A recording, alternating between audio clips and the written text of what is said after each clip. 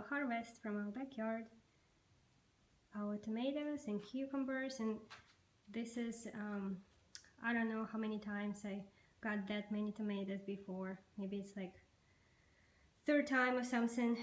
So just, yeah, and I show you our plants in a second.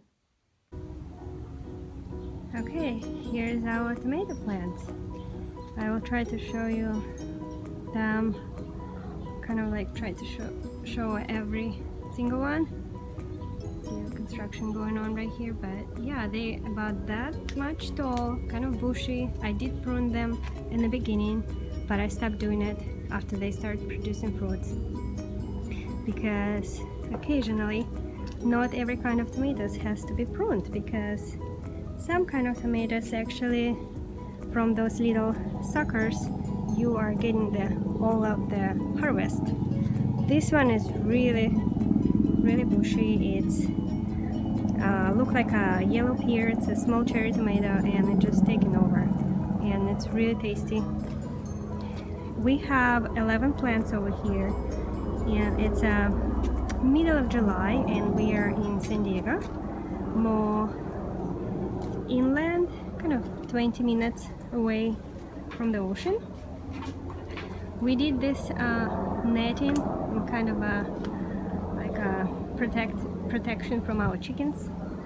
So, and we had all these tomatoes from 9 plants. We still have 2 more plants that have those. You can see here's a pineapple variety, and we didn't try them yet. They was attacked by the chickens at the beginning when we didn't have a netting, and they kind of late in the game, and as well as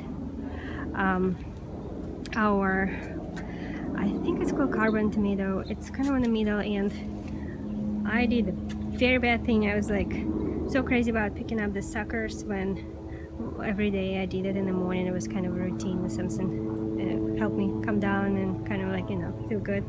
So I pruned the top.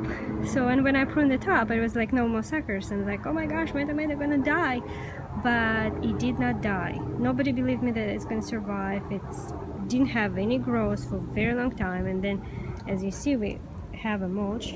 We have like dead leaves on top of the black fabric thing that you put, dead leaves from our tree, so it prevents moisture getting out. So, and we have watering system. You can kind of see the pipe dripping system, so I don't have to water those at all, and it really helps because you don't want to depend on watering your tomatoes if you leave or something and you don't have time to water them.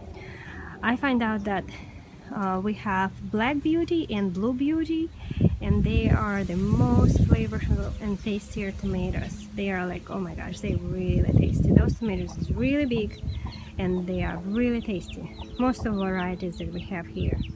We have some green tomatoes, they call like Polish something, and then we have some Russian tomatoes. They're all really sweet, really tasty. We do have one yellow tomato that's a little sour, but it's okay. It still tastes great. It doesn't even compare with the tomatoes that we get in the store, that they are heirloom and organic. The tomatoes that we grow taste much more flavorful and better. We do have a lot of bees, butterflies, and I was worried actually that we're not gonna get that many tomatoes. We had some rain at the beginning, heavy rain, which was very unusual, and I was thinking about hand pollinating it, but I was like, oh, it should be fine, and we have 11 plants. So, and yes, we are fine. I mean, I don't know, maybe you can get even more harvest, probably you can, but as I said, some varieties I pruned very much, and I shouldn't. So, and we will see how it goes. But it definitely was a very delightful experience, and I decided to share it with you.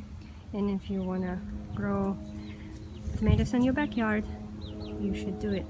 It's really good. And there we have a chicken in the back with little 2 chicks and little house.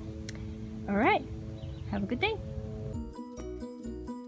this is another batch that I forgot it was outside. So all this I picked today, and it was just wonderful. So it's a lot of tomatoes for sure, and